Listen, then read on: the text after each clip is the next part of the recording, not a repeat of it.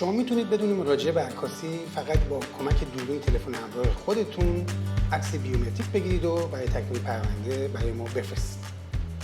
گروه اولیدنی بدون دریافت هیچ گونه هزینه‌ای عکس شما رو چاپ میکنه و زمینه پرونده شما میکنه.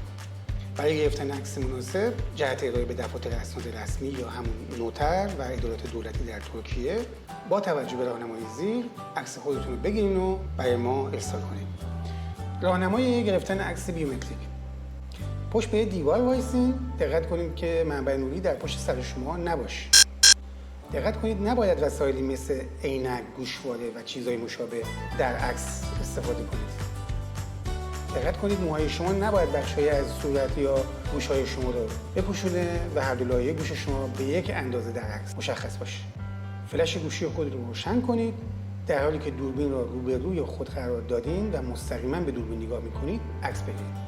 توجه داشته باشید صورت و شانه‌های شما بایستی کاملا صاف و روبروی